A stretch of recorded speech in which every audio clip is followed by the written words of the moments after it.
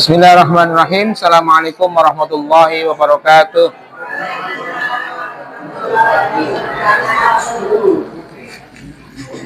Alhamdulillah, nahmaduhu wa nasta'inuhu wa nastaghfiruh wa na'udzu billahi min shururi anfusina wa min sayyiati a'malina. May yahdihillahu fala mudhillalah wa may yudlil fala hadiyalah. Asyhadu an la ilaha illallah wahdahu la syarikalah wa asyhadu anna Muhammadan abduhu wa rasuluhu la nabiyya wa la rasula ba'dah. Qala Allah Ta'ala fil Qur'anil Karim, ya ayyuhalladzina amanu ittaqullaha haqqa tuqatih wa la tamutunna illa wa antum muslimun, amma ba'd. Segala puji bagi Allah Subhanahu wa taala atas seluruh nikmat, hidayah serta taufiknya kepada kita semua, sehingga pada malam hari ini kita kembali dipertemukan oleh Allah. Kita kembali bisa mendatangi madrasah lansia Al-Barakah yang kita cintai. Mudah-mudahan yang kita laksanakan hari ini mendapatkan ridho dan juga balasan berupa pahala yang berlipat ganda dari Allah Subhanahu wa taala. Amin.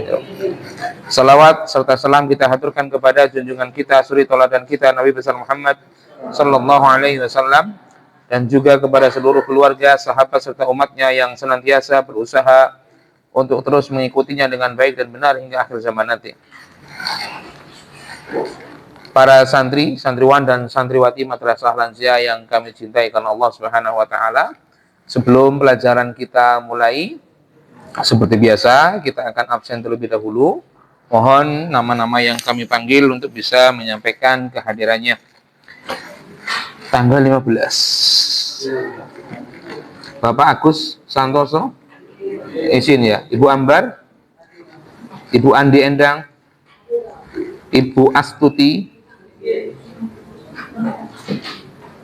Ibu Pektirianti, Ibu Devi, Ibu Dwi Yuliarti, Ibu Eri Juliani Putri, Ibu Erni Maica, Ibu Eti Puji, Ibu Etika, Ibu Handayani, Bapak Harsono, belum ya, Ibu Heni Yuniarti,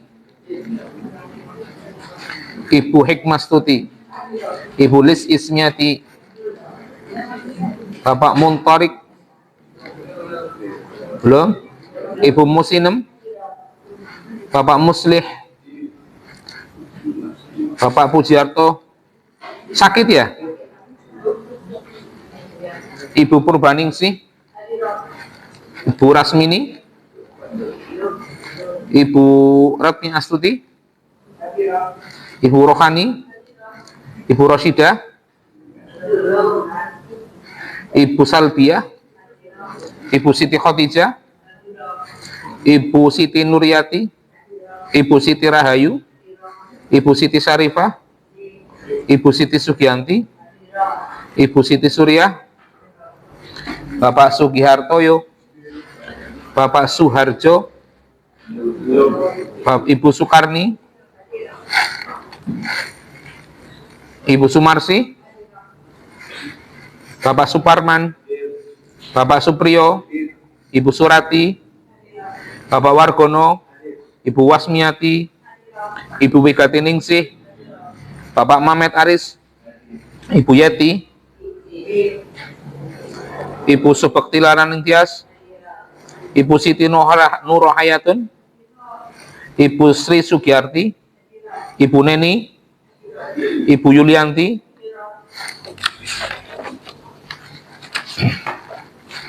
Bapak Rohati, Ibu Meizer, Ibu Mei Nurhayati, Bapak Sugeng,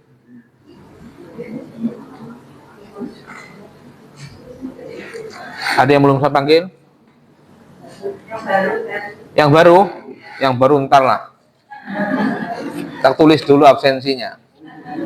Ya. Yang lama sudah dipanggil semua? Ya.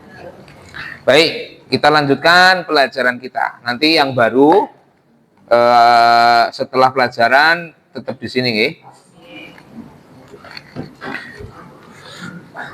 Apa pelajaran kita sebelumnya? Keutamaan sholat subuh berjamaah. Sudah berapa poin kita bahas? Dua. Apa? Yang pertama, Allah membanggakan di hadapan para malaikat bagi orang yang sholat subuh berjamaah. Yang kedua apa?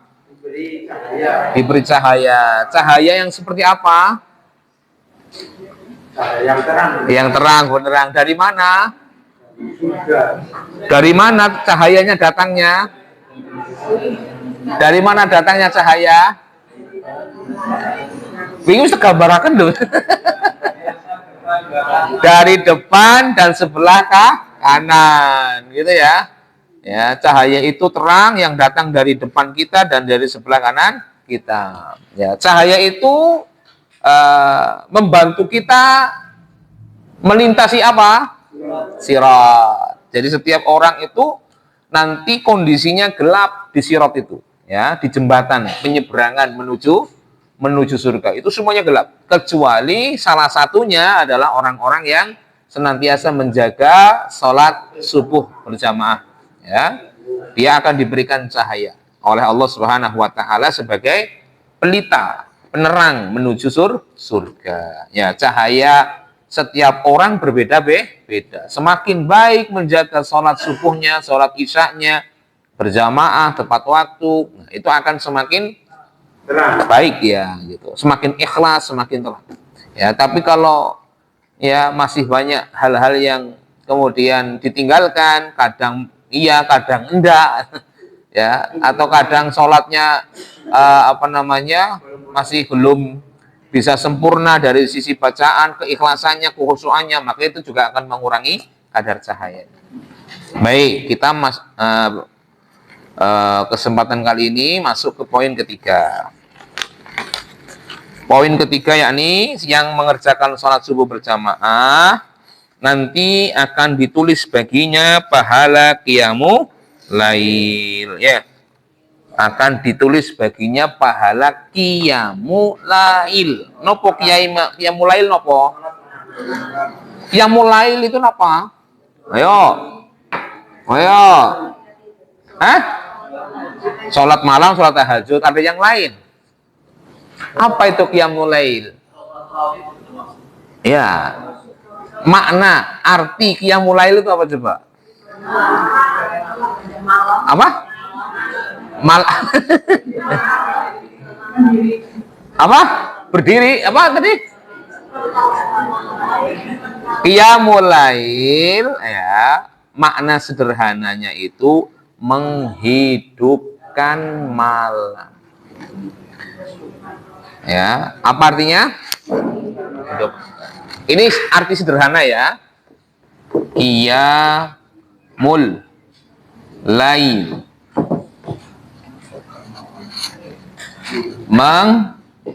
menghidupkan malam. Ya, disebutkan dalam kitab Al-Mawsu'ah Al-Fiqhiyah Al-Kuwaitiyah, di sana disebutkan makna qiyamul lail, ya, adalah qada'ul laili walau sa'ah bis salati au ghairuha. Ya, kata para ulama dalam kitab Al-Mawsu'ah Al-Fiqhiyah Al-Kuwaitiyah, di sana disebutkan qiyamul lail itu, nah, makna yang lain ya.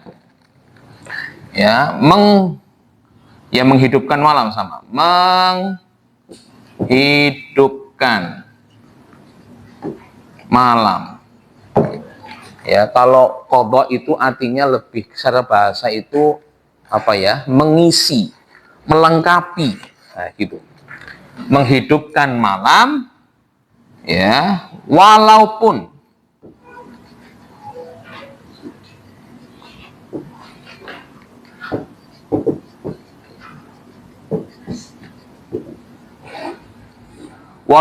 mungkin hanya 1 jam, ya, dengan mengerjakan sholat atau ibadah lainnya. Itu namanya qiyamul lail. Ya. Ini bisa diartikan juga menghabiskan itu. Menghabiskan malam ya. Menghabiskan. Ya, menghidupkan malam, menghabiskan malam, mengisi malam, nah gitu.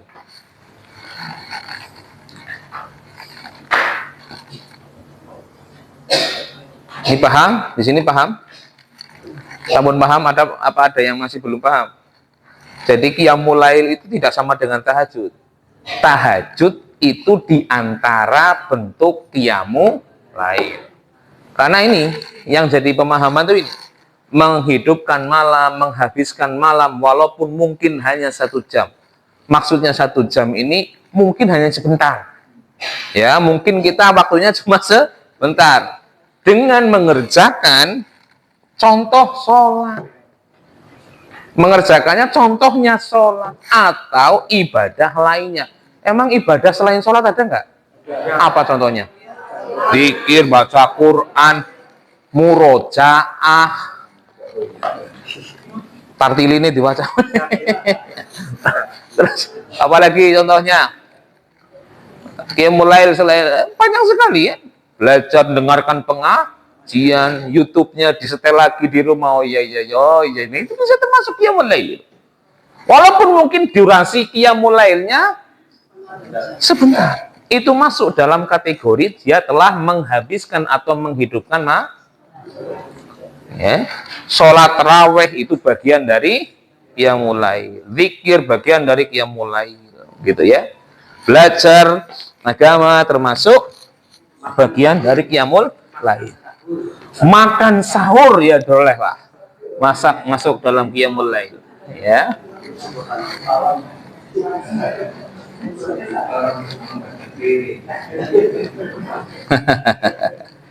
Ya, jadi qiyamul lail itu tidak selalu harus 1 malam penuh. Ya, tidak harus semalam penuh. Walaupun hanya sesaat sekalipun itu sudah dianggap kalau dia mengerjakan ibadah di malam itu dianggap telah menghidupkan malam itu, ya. Yang bisa kita maknai, siapapun yang dia menyibukkan malam itu dengan beribadah, maka dia telah melakukan qiyamul lail. Ya, intinya dia menyibukkan malam itu dengan mengerjakan ibadah, itu berarti dia telah melakukan qiyamul lail. Jadi qiyamul lail tidak harus selalu bentuknya panjenengan sholawat, panjenengan zikir, baca Quran, baik di masjid, baik di rumah, itu juga termasuk perbuatan-perbuatan yang kategori qiyamul. Paham ya? Baik. Ini kita pahamkan dulu tentang makna qiyamul lail. Di antara keutamaan salat subuh berjamaah diganjar oleh Allah akan mendapatkan pahala salat atau pahala qiyamul lail. Atau akan mendapatkan dalam hadis yang lain mendapatkan pahala sholat semalam suntuk. Disebutkan dalam satu hadis tapi beda riwayat. Hadis dari Utsman bin Affan radhiyallahu anhu. Pertama dikeluarkan oleh Al-Imam At-Tirmidzi. Al-Imam At-Tirmidzi nomor 221. Di sana disebutkan man syahidal isya fi jama'atin kana lahu qiyamu nisfi lailatin. Siapa yang salat isya berjamaah, ya. Siapa yang menghadiri salat isya berjamaah kana lahu qiyamu nisfi lailatin. Maka bagi orang yang melakukan itu pahalanya seperti salat separuh malam. atau pahalanya seperti qiyamul lail tapi separuhnya. Melakukan qiyamul lail separuh malam. Ya, melakukan qiyamul lail tapi separuhnya. Nah, gitu. Wa man shalla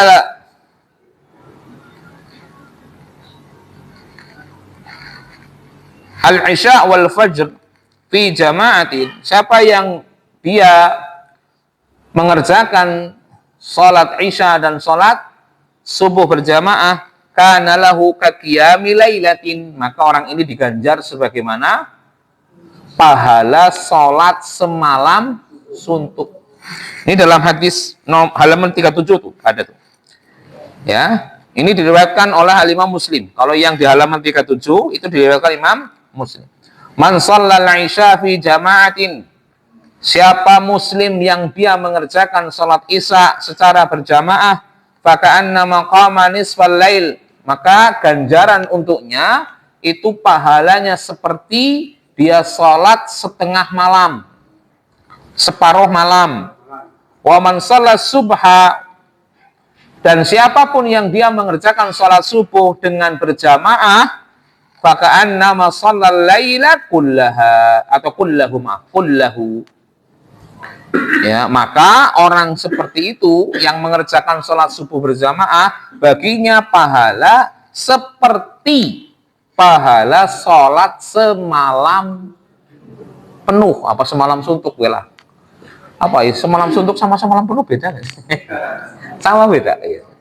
Ya itulah kurang lebih. Nah, nanti tuh penjelasannya nanti. Ya, sabar. Ya. Intinya disebutkan bahwa orang yang sholat subuh berjamaah, ini bagi laki-laki, ya, bagi laki-laki khususnya. Kalau ibu-ibu bisa dapat ini bisa, kalau dia berjamaah. Kalau dia di rumah karena memang perintahnya di rumah, dia bisa dapat lebih dari ini. Paham enggak? Paham ya? Ini untuk laki-laki. Siapa yang dia sholat subuh berjamaah di masjid, dia akan mendapatkan pahala seperti sholat semalam suntuk.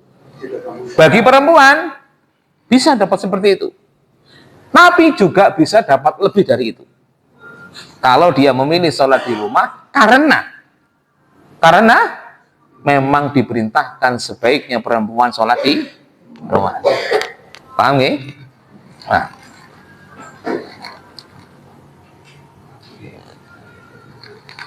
Bayangkan itu. Di sini ada nggak yang sanggup sholat semalam suntuk? Oh, ada nggak ada? Bener nggak ada?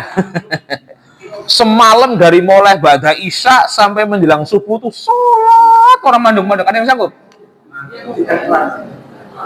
Sudah nyoba belum? Kayaknya itu abot temen ya.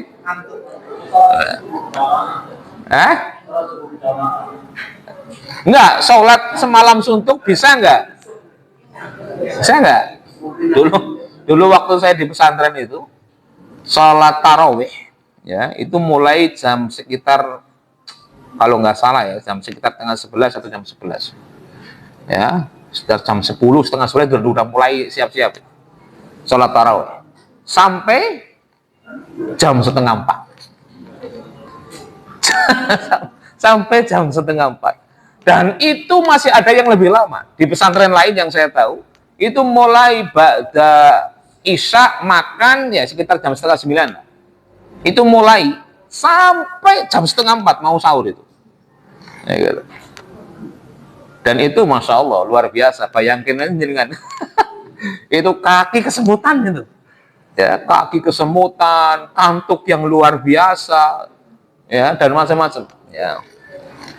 Dan kita, ya, kalau ingin mendapatkan pahala sholat malam semalam suntuk, tapi nggak mampu dengan sholat semalam suntuk, ini diantaranya menjaga sholat subuhnya dengan berjamaah di masjid tepat waktu, ya. Itu. Jadi disitulah memang posisi kita yang mungkin bisa kita usahakan maksimal. Ya, kita bisa berusaha maksimal mendapatkan pahala setara dengan kita melakukan sholat semalam Pertanyaan selanjutnya, kenapa kok sholat isya atau sholat subuh? Atau kenapa kok sholat subuh? Pertanyaannya, kenapa kok hanya sholat subuh yang akan mendapatkan ganjaran sebesar itu? Hah? Karena berat, karena gelap, karena repot, karena ngantuk, karena apa lagi? Dingin, betul. Karena apa lagi? Karena makan gitu ya, Masya Allah. Ya lelah dan segala macam lah. Ya karena sholat subuh, sholat isya itu beda dengan sholat selain itu. Ya, kalau sholat duhur kita masih terjaga, sholat asar kita masih seger, sholat maghrib masih lumayan gitu ya. Sholat isya, itu udah gangguannya kalau nggak ngantuk, kalau nggak kemudian capek, kalau nggak kemudian sinetron gitu Pak. Tamu, macam-macam tuh. Ya, macam-macam. Yang akhirnya apa? Orang meninggalkan. Nah, akhirnya orang meninggalkan. Perlu effort. Apa effort, Pak? Apa effort itu? Ya, perlu kekuatan lebih. Ya, perlu semangat yang lebih untuk mengerjakan sholat tersebut. Ya. Siapapun yang dia menata hatinya, kemudian menjauhi rasa malasnya, meninggalkan alasan-alasan yang nggak jelas gitu ya, yang kemudian dia meninggalkannya, maka orang yang seperti itu akan semakin ringan dia mengerjakan sholat tersebut. Lah, jangan ngantuk, jangan ngantuk. Dibuang itu rasa ngantuk. Ini panggilan Allah, ini perintah Allah. Itu akan semakin ringan. Kalau memang dia berusaha menjauhkan segala bentuk alasan apapun untuk meninggalkan sholat tersebut. Berusaha meninggalkan. Ngantuk, capek, apalagi adem, tinggalkan. Memang karena ini perintah Allah, saya harus laksanakan. Maka dia akan semakin ringan.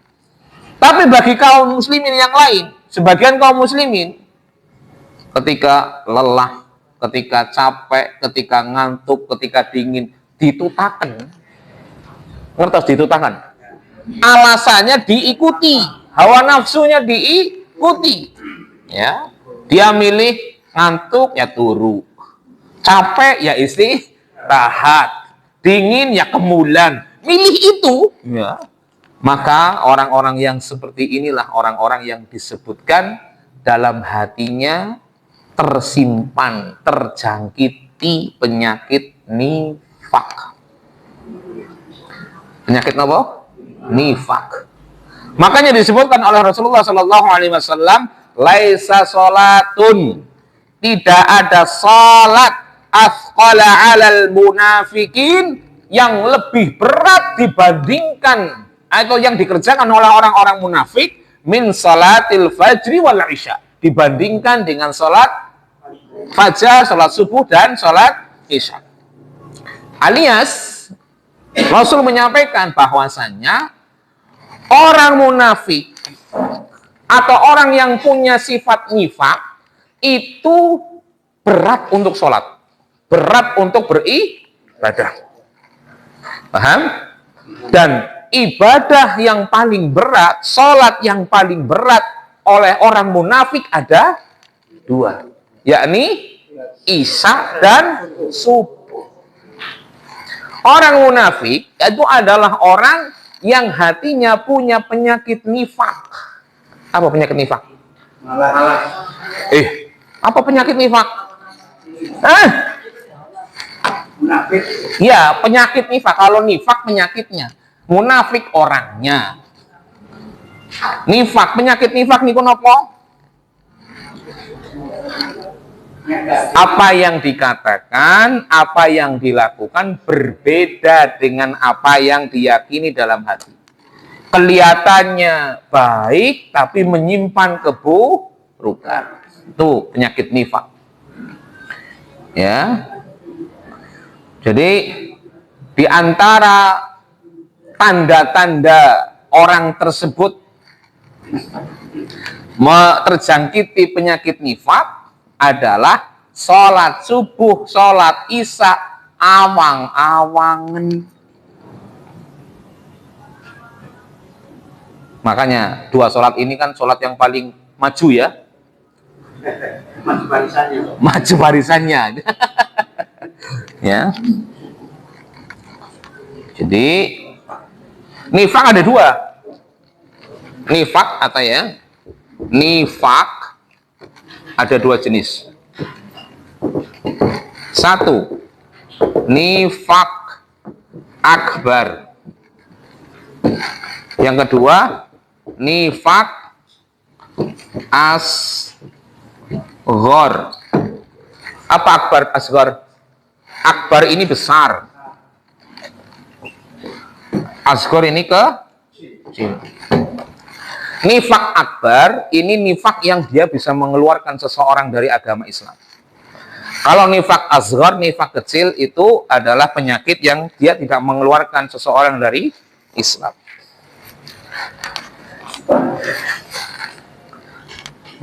Dan orang yang males sholat subuh dan sholat isya, dia punya penyakit nifak asghar. Dia nggak keluar dari Islam, cuma dia kena dosa. Gitu ya, males untuk sholat, meninggalkan sholat subuh berjamaah atau meninggalkan sholat subuh sekalipun.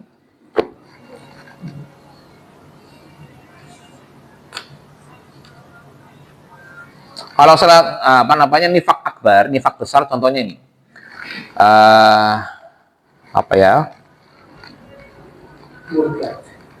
bukan mendustakan ajaran Rasulullah Shallallahu Alaihi Wasallam, atau benci kepada sebagian ajaran Islam. Hati-hati, kita nggak boleh benci kepada ajaran Islam. Masa orang Islam benci sama ajaran Islam? Dan sekarang sudah mulai banyak nih orang-orang yang dia Muslim KTP-nya tapi benci dengan ajaran Islamnya. Sudah mulai kelihatan tuh. Ya, sudah mulai kelihatan. Saudaranya dijajah, saudaranya ditindas, saudaranya diambil rumahnya, dibom, diapain? Yang dibela malah penjajahnya. Langsung nyambung Israel. Pak Priyo langsung nyambung. Ada nggak orang Islam yang bantu Israel? Ada. Yang nggak kasihan sama orang Gaza? Banyak. Banyak. Orang saya ngomong jeneng. Nggak usah. Intinya kalau ada orang seperti itu, dia bisa jadi hatinya terjangkiti penyakit nifak besar. Gitu. Makanya kita, siapapun kita, walaupun mungkin kadang ajaran itu bertentangan dengan hati nurani, tapi jangan benci jangan benci ajaran tersebut. Walaupun kadang masih kita belum menerima, maaf bukan bertentangan dengan hati nurani, tapi kadang kita belum bisa menerima, atau kadang kita belum bisa melakukan, tapi jangan benci dengan ajaran itu. Jilbab. Ada nggak orang yang belum mampu berjilbab? Ada, tapi jangan benci jilbabnya. Karena jilbab ajaran Islam. Iya, jangan benci kepada jilbabnya. Oh, jilbab itu kan bentuk penindasan kepada perempuan. Karena dia nggak bisa berjilbab. Jangan benci jilbabnya. Kalau memang belum mampu berjilbab, akui belum mampu. Jangan benci. Contoh lain. Kalau belum mampu poligami, jangan benci kepada poligami. Walaupun ada contoh orang berpoligami salah. Tapi jangan benci syariat poligami dalam agama kita. Walaupun kita tidak bisa melakukan. Paham ya? Dan yang lain sebagainya. Ya. Itu diantara contoh nifak besar. Kalau nifak asghar contohnya apa? Itu tadi, malas beribadah. Tapi tidak semua orang malas beribadah itu munafik ya. Tapi hatinya terjangkiti penyakit nifak, iya. Nggak boleh kita asal orang munafik, nggak boleh itu. Itu sama saja kita sedang menuduh orang melakukan menuduh orang menjudge menghakimi orang bahwa orang tersebut seorang munafik. Itu nggak boleh. Ya, nggak boleh. Ya, jangan asal begitu. Contoh dalam sebuah hadis, Rasulullah mengatakan, arba'un man kunna fihi kana munafiqan khalisan. Ada 4 hal ya, yang jika seseorang melakukan 4 hal ini, atau ada 4 hal pada diri seseorang, mangkana fihi khalasatun minhunna, kalau ada salah satu dari 4 ini dimiliki oleh seseorang, kanat fihi khalsatun minan nifaq, maka orang tersebut memiliki salah satu karakter kemunafikan. Ada 4 tanda kemunafikan. Kalau orang punya salah satunya, atau keduanya, atau ketiganya, bahkan 4-empatnya sekalipun, berarti orang ini punya karakter kemunafikan. Yang pertama,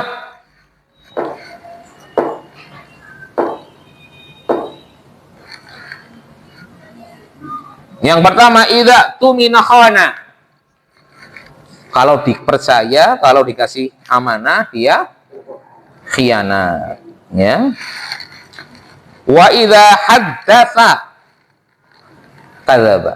Kalau dia berbicara, ngobrol, apalagi berbincang-bincang, kadzaba.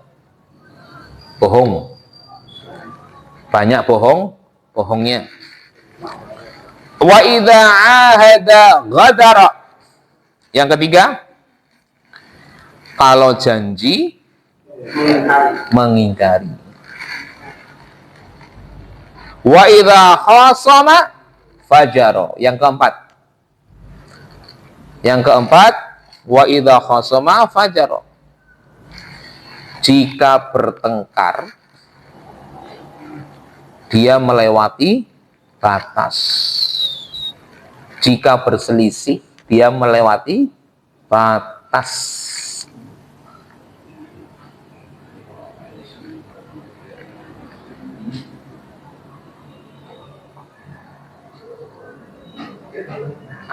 Tapi tidak selalu ya, orang yang berbohong, orang yang tidak menepati janji, itu dianggap seorang munafik. Tidak boleh.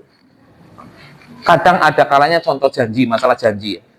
Kadang orang tidak menepati janji kan alasannya 2. 1, karena memang dari awal sudah nggak kepengen menepati janji. Nah, inilah yang punya tanda-tanda kemunafikan. Yang kedua, dia sudah janji dan dia berusaha menepati, tapi Allah takdirkan sakit. Allah takdirkan misalnya bane bocor, mobilnya motornya bodol gitu. Yang kemudian tidak bisa menepati janjinya. Itu misalnya contoh. Maka orang seperti ini tidak dikatakan sebagai punya tanda kemunafikan. Yang tanda punya kemunafikan itu, yang sebagai tanda kemunafikan itu adalah orang yang memang dari awal sudah nggak mau, sudah nggak mau menepati janji. Kayaknya utang awal bulan atau sarutang. Dan ini akan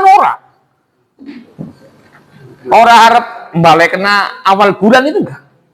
Cuma gotek-gotek ben seneng-seneng ben dibayi silian. Biar dikasih hutangan. Ya, tapi intinya dia tidak punya keinginan untuk melunasi hutangnya di awal bulan. Contohnya seperti itu. Ya. Termasuk orang yang meninggalkan sholat subuh tidak selalu disebut munafik. Bisa jadi dia tidak mengerjakan sholat subuh karena udzur. Ya. Makanya orang, kita fokus dalam sholat subuh ya.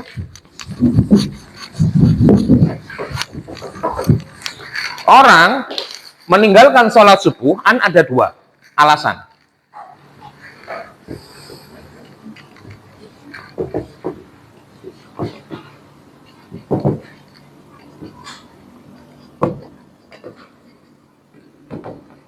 Satu, alasannya apa?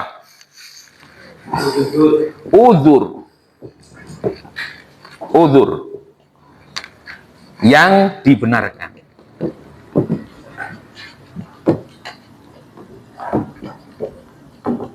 Yang dibenarkan syariat. Udzur itu apa? Halangan. Halangan. Alasan gitu ya. Halangan yang dibenarkan syariat. Alasan yang dibenarkan syariat. Ya. Ini dua alasan orang tidak sholat subuh bersama. Laki-laki ya, saya lagi ngomong mayoritas laki-laki. Dua, alasan kedua apa? Hah? Hah? Alasan dua apa? Ayo. Hah?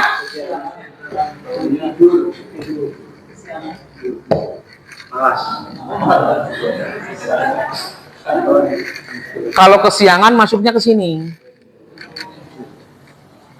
Terus apa lagi? Selain dua ini ada nggak? Hah? Sakit kan masuknya ke sini. Safar. Tidak sholat subuh berjamaah gitu maksudnya. Ini maksudnya ke sini. Masuknya ke sini. Yo, apa lagi? Hah? Apa? Halangan apa? Iya ini. Halangan istri maksudnya perempuan. Oh iya, maksudnya halangan apa? Ini. Coba alasan apa lagi selain yang tadi disebutkan? Yang tidak masuk ini. Ayo. Coba ada nggak? Cuma ini dong. Kalau nggak ini, ya mesti ini sudah. Dan ini sebagai tanda penyakit nifak. Ya, nifak asghar. Coba, ada nggak coba panjenengan coba berpikir alasan apa yang menjadikan orang tidak sholat subuh berjamaah selain dua ini? Kalau ada.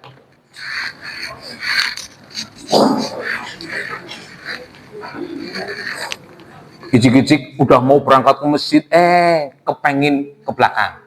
Masuknya kemana? Ayo kan. Terus apa lagi? Hah? Jatuh. Perjalanan ke masjid jatuh. Melotas lah ibaratnya ya. Parah sikile. Ya ini. Iya kan?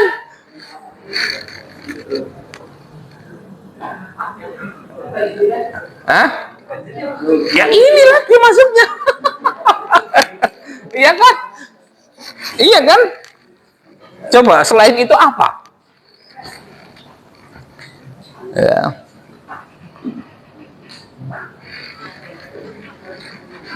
Maka disebutkan oleh Rasulullah Shallallahu Alaihi Wasallam oleh Allah Subhanahu Wa Taala dalam surat An-Nisa ayat ke-142. Allah katakan dalam surat An-Nisa ayat 142. Apa yang Allah katakan di situ? Wa idza qamu ila sholati qamu kusal. Orang-orang yang punya penyakit nifak dalam hatinya, ya, apabila mereka mau sholat, sholatnya itu karo awang-awang, malesan. Allah itu. Nek ora kados niku salate kaya rubuh-rubuh. Kutebu-kutebu tuh lho, ditilikin mbek wudu ingane wis ditiliki maneh wis rampung gitu lho. Ya. Salatnya males-malesan. tidak serius, terpaksa. Ya. Kemudian orang-orang munafik kalau suruh beribadah, yura'unan nas, dia itu riya. Sum'ah, iya. Di antara orang punya tanda nifak dalam hatinya, punya penyakit nifak dalam hatinya, kalau ibadah itu senangnya riya sama sum'ah. Ingin dilihat orang, ingin dipuji lewat penglihatan, ingin dipuji lewat pendengar. Jadi nggak ikhlas karena Allah Subhanahu wa Ta'ala. Dan Allah sebutkan dalam ayat tersebut, wala yadhkurunallaha illa qalila. Dan orang-orang yang punya penyakit nifak dalam hatinya tidak mengingat Allah kecuali sedikit saja. Makanya saya pernah ada pengajian, ya, yang Masya Allah saya itu kaget. Ternyata yang datang ke pengajian itu, ya, Masya Allah, sholat saja kita yang hitung. Dalam arti melaksanakan sholat saja itu bisa dihitung, apalagi selain sholat. Wong sholat saja yang utama saja sering ditinggalkan. Boro-boro emutan Gusti Allah ndonga, boro-boro. Ya. Dan orang-orang yang punya penyakit nifak itu sangat sedikit mengingat Allahnya. Coba kalau kita kok bisa introspeksi kepada diri kita, saya ingat Allah itu berapa kali ya sehari? Lebih banyak mengingat WA-ne siapa? Lebih banyak mengingat selain Allah, apa lebih banyak mengingat Allah Subhanahu wa Ta'ala? Kalau lebih banyak mengingat selain Allah, hati-hati itu. Bisa jadi hati kita kena penyakit itu. Karena orang sebagai tanda orang itu terjangkit penyakit nifak, sudah ibadahnya males, kon sedekah bebeh, kon sholat awang-awangan, terus apa lagi? Kon maca Quran ya orang semangat gitu ya. Apa maning kon dzikir. Sangat malas itu beribadah. Sekali-kali dia mau beribadah, ben dideleng wong lah ora penak. Nyong wis kaji masih ngen ora mari masjid. Mau ora kepenak ngomong-ngomong, nah gitu. Dia melakukan itu karena ingin ada pujian. Ya gitu. Kon ibadah dewek awang-awangan, kon ibadah males, tapi begitu ada pujian di sana, dia kemudian melakukan. Ya. Dan orang-orang seperti ini adalah orang-orang yang itu tadi dikhawatirkan dihinggapi penyakit nifak dalam hatinya. Makanya di antara parameter keimanan seseorang itu baik apa tidak, di antaranya orang itu semangat atau tidak beribadah. Termasuk semangat atau tidak sholat subuh berjamaah atau semangat apa enggak. Itu di antara parameternya. Gitu ya. Semakin baik keimanannya, maka dia juga semakin baik dalam mengerjakan dua sholat itu.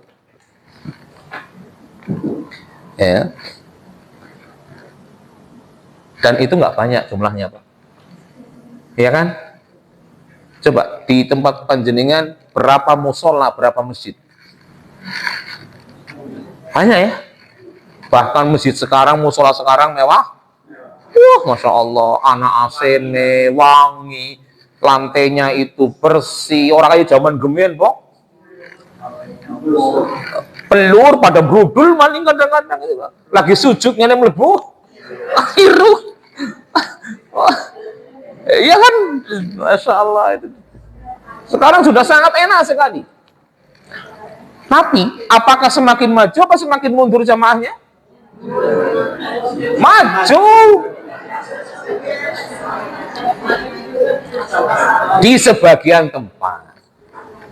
Ya mudah-mudahan sebagian tempat yang lain enggak. Gitu ya. Ya.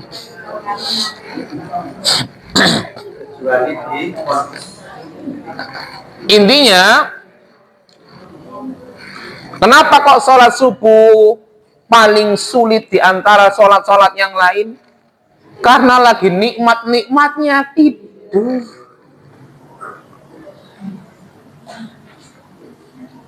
Orang munafik itu berat melakukan ibadah, dan ibadah paling berat itu menurut mereka ya sholat subuh berjamaah itu. Kalau kita kok masih saja sholat subuh berjamaah, alasan A, B, C, D, E, C, ayo buang tuh, buang penyakit itu jauh-jauh, lawan penyakit itu jauh dengan sungguh-sungguh. Allahu Akbar, Allahu Akbar. Aduh, semuanya ngulet ya. Apa maning sing anak asene, apalagi yang pakai asen, selimutin di ya. Bahkan kadang-kadang masih di tempat tidur sampai iqamat. Itulah tanda-tandanya. Nah, itulah tanda-tandanya. Dan sekali lagi saya sampaikan, sebagaimana tadi yang hadis saya sampaikan di awal, orang yang akan diberikan pahala seperti sholat atau qiyamul lail semalam suntuk bagi siapa yang sholat subuh berjamaah, itu harus satu kesatuan menurut sebagian besar ulama. Apa satu kesatuan maksudnya? Dia mengerjakan 2 sholat isya dan subuh berjamaah, paketan, tidak terpisah lanyong sebuah baik kan pada baik sholat semalam suntuk iki isane ora kan lumayan. Enggak, makanya dalam hadis dari Utsman bin Affan yang diriwayatkan oleh Imam Tirmidzi, di sana disebutkan man shallal isya wal fajr, siapa yang mengerjakan sholat isya dan sholat subuh fi jama'atin, dengan berjamaah, ya kana lahu ka qiyamil lailah, maka orang itu yang akan diberikan pahala sebagaimana dia qiyamul lail dalam satu malam, semalam penuh. Gitu. Nggak bisa dipotong-potong, lanyong isane bae lumayan setengah. Ya, atau sebuah lanyong isane ora teyeng nyong sebuah bae kenanggo lumayan semalam suntuk. Ya. Itu nggak bisa seperti itu. Syaratnya itu harus dilakukan duanya. Dan ini sebagaimana tadi yang disampaikan. Dan ini disebutkan oleh para ulama di antara Imam Syafi'i bahwa orang yang sholat isya berjamaah dan subuh berjamaah di bulan Ramadan, dia punya potensi dapat Lailatul Qadar. Kenapa? Ya karena disebutkan seperti sholat semalam suntuk itu tadi. Makanya pahala sholat semalam suntuk itu termasuk bagian dari potensi orang tersebut mendapatkan Lailatul Qadar. Paham ya? Jadi seseorang mendapatkan Lailatul Qadar itu ada 3 tingkatan. Ada 3 tingkatan. Satu. Tingkatan pertama itu i'tikaf. I'tikaf 10 hari terakhir. Ini tingkatan pertama. Ya, tingkatan pertama untuk mendapatkan Lailatul Qadar itu dengan dia beriktikaf selama 10 hari. Kapan dimulainya?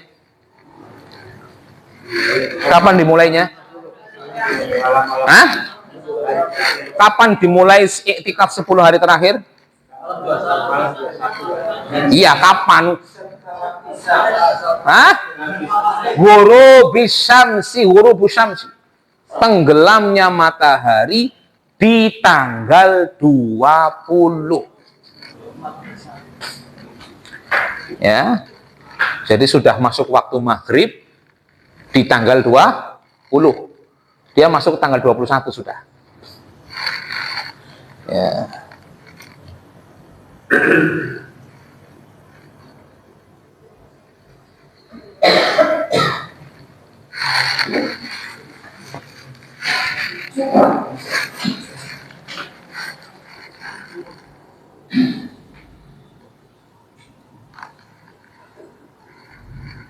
Itu tingkatan pertama. Tingkatan kedua, jadi yang pertama itu full selama 10 hari. Pagi malam itu di masjid. Ya di masjid. Pagi malamnya itu di masjid. Dia nggak keluar sebelum ada tanda sudah masuk Idul Fitri. Atau ada pengumuman lah kalau dari pemerintah gitu ya. Ya sudah ada pengumuman bahwa besok Idul Fitri, maka setelah sholat maghrib ya sudah selesai. Ini itikafnya, gitu ya. Besok Idul Fitri, ya, itu yang selesai berarti pada maghrib itu, pada buka itu. Ya, itu yang pertama. Jadi selama itu 10 hari di itu yang paling utama. Ya, yang kedua tingkatan pertengahan untuk mendapatkan Lailatul Qadar. Dia menghidupkan sebagian besar malam.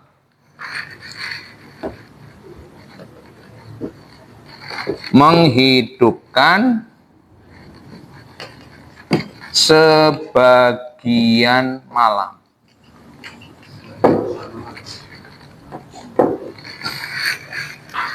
Kadang ada orang kan gini, dia bisa iktikaf malam hari tok.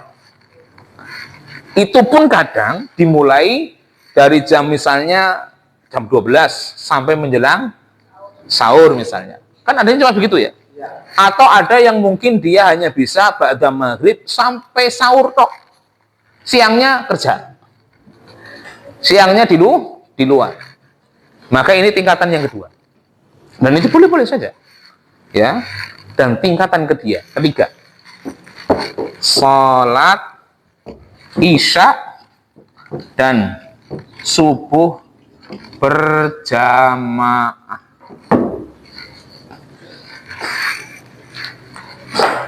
Jaga sholat isyanya dan sholat subuhnya itu berjamaah.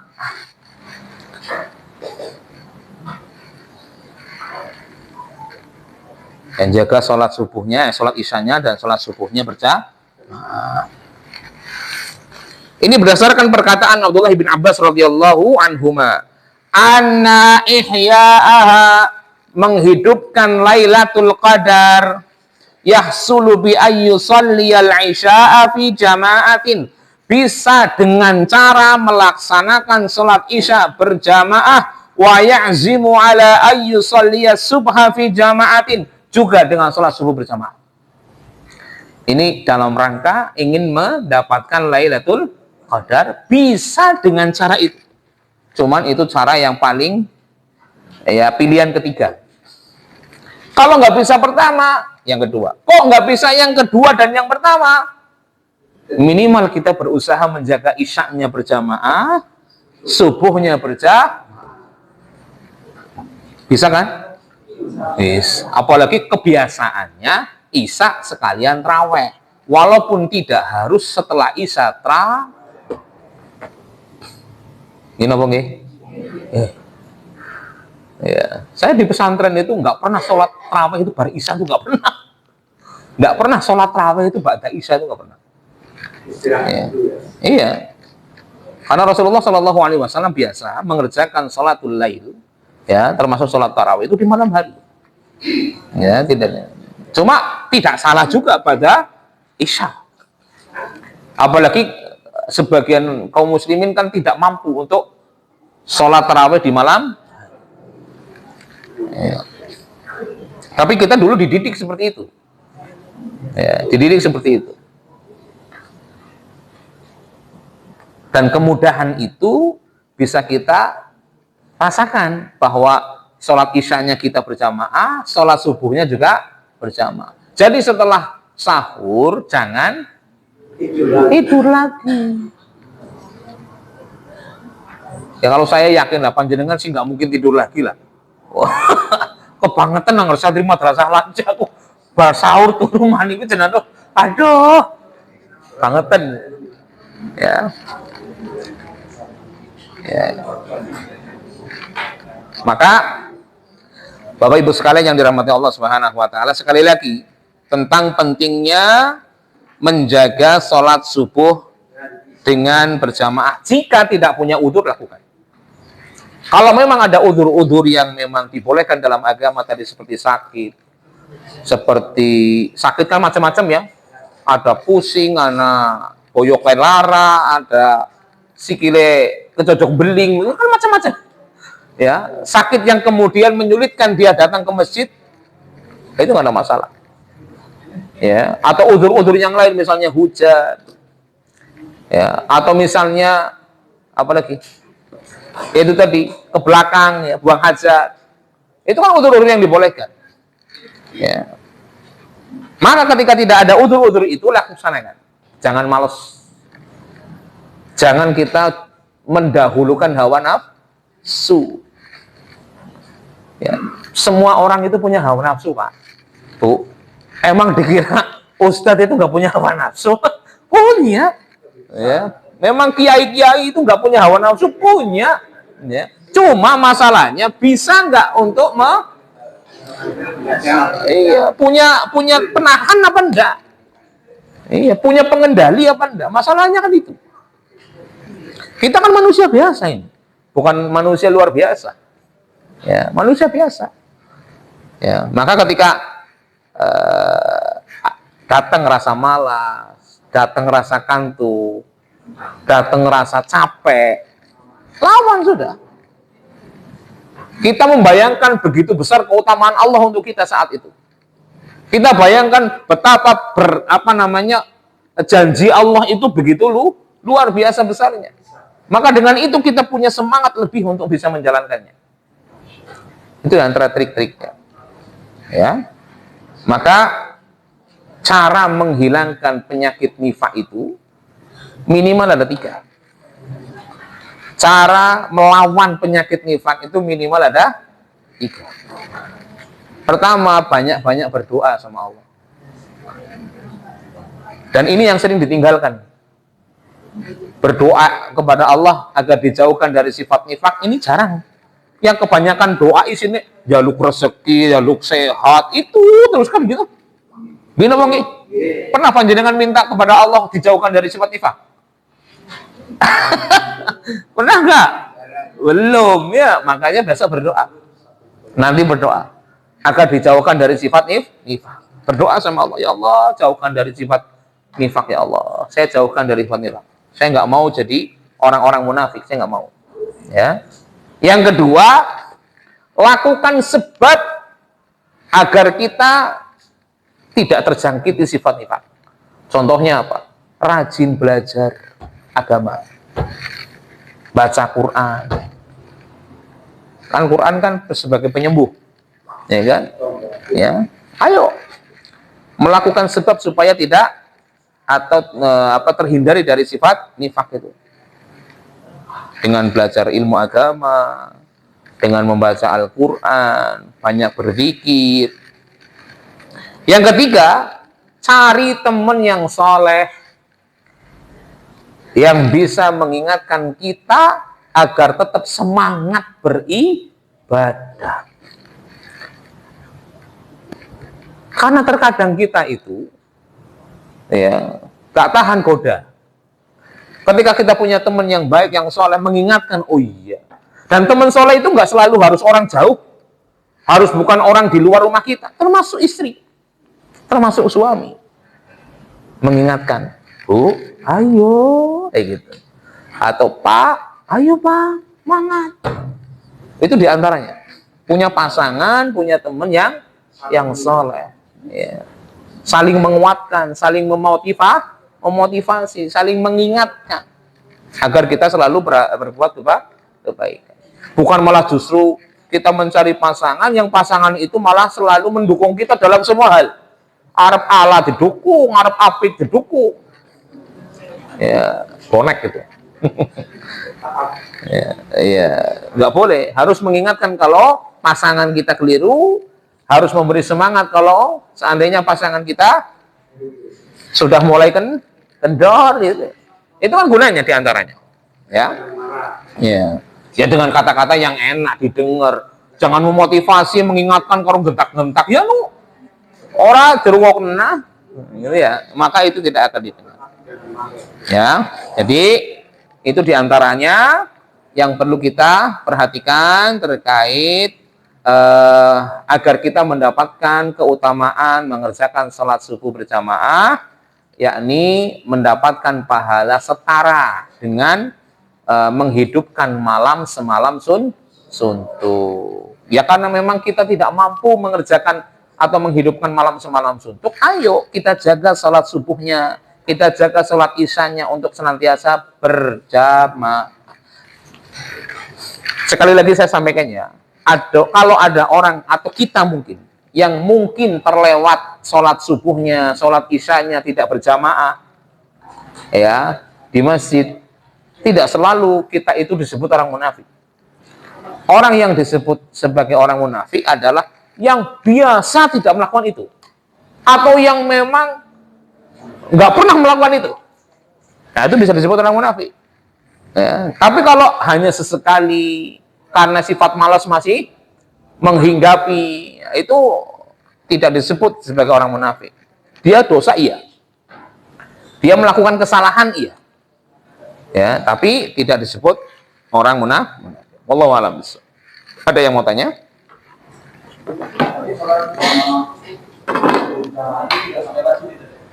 Sebagian ulama mengatakan wajib sholat berjamaah bagi laki-laki di masjid. Mayoritas ulama mengatakan tidak wajib. Dia dihukumi sunnah muakkadah. Tapi sunnah muakkadah level ulama itu nggak kayak levelnya kita. Kalau ulama mengatakan sunnah muakkadah itu mereka takut meninggalkan.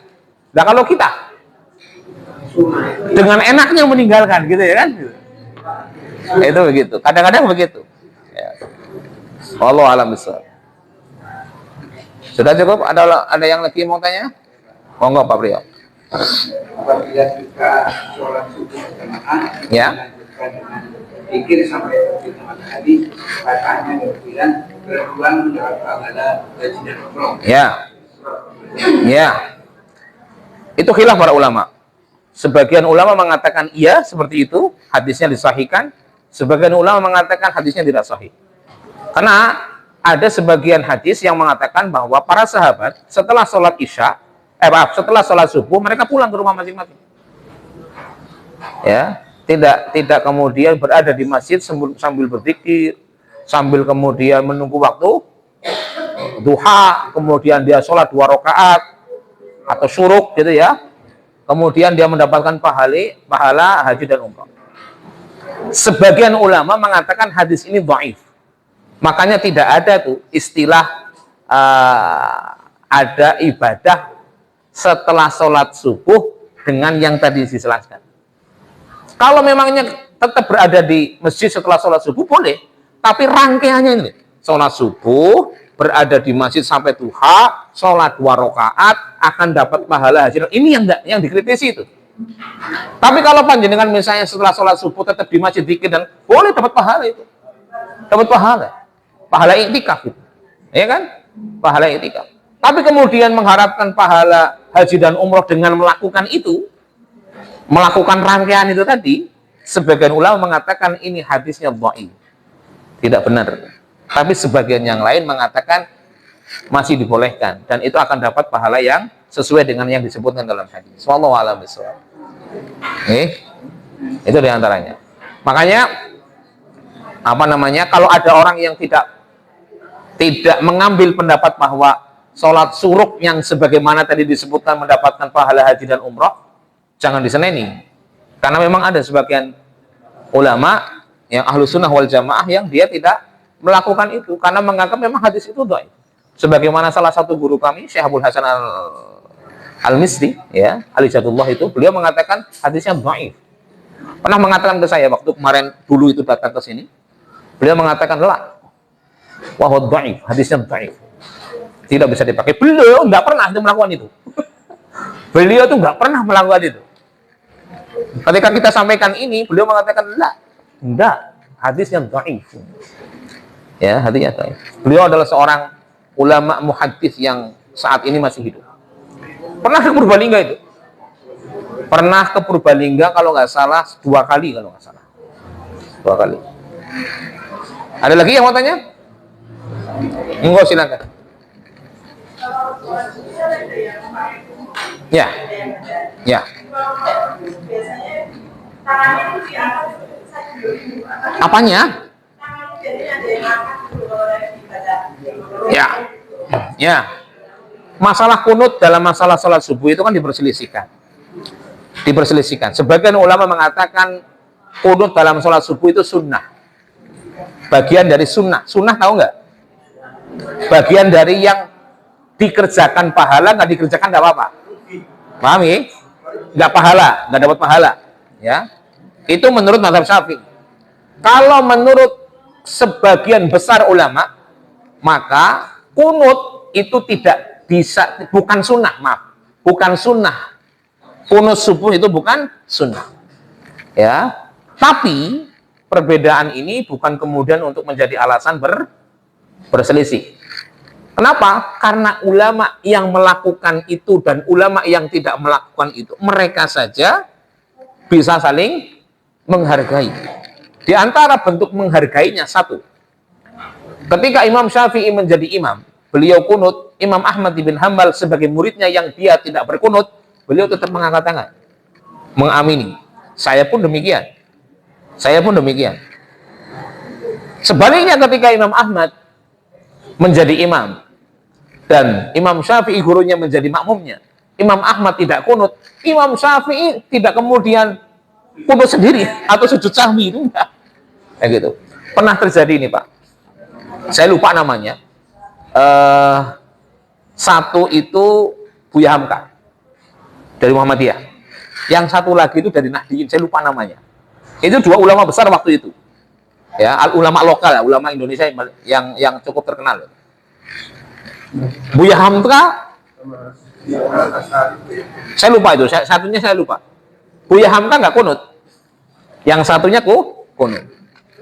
Ketika itu yang jadi imam pertama adalah yang dari Nahdiyin.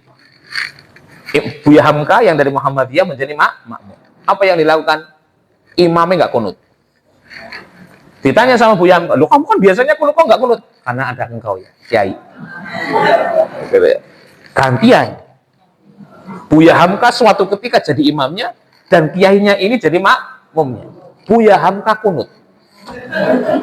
Ditanya sama kiainya, "Kenapa kamu kunut? Kan kamu nggak kunut?" "Karena ada kamu ya, Kiai." Jadi jangan itu dijadikan sebuah permasalahan besar, ya. Kalau saya memang subuh enggak kunut. Cuma kalau saya di belakang orang yang kunut, saya ikut kunut. Gitu. Ya, itu di sholat subuh ya. Tapi di kunut-kunut di sholat yang di tempat yang lainnya, tetap saya kunut. Sholat witir saya kunut. Ya, atau ada nazilah misalnya saya kunut. Bahkan saya pernah di tempat pengajian itu, ayo kita sholat kunut nazilah nanti. Ya. Ini diomongin dulu, jangan asal-asal langsung kunut. Diomongin dulu, kita nanti kunut nazilah, gitu ya. Insya Allah pada Isya kita kunut nazilah mendoakan saudara-saudara kita di Palestina. Gitu. Ya itu nggak apa-apa. Itu sebagai pendidikan dan penambah wawasan. Demikian. Ada lagi yang mau tanya? Sudah? Monggo silakan, Bu. Kualitas baiknya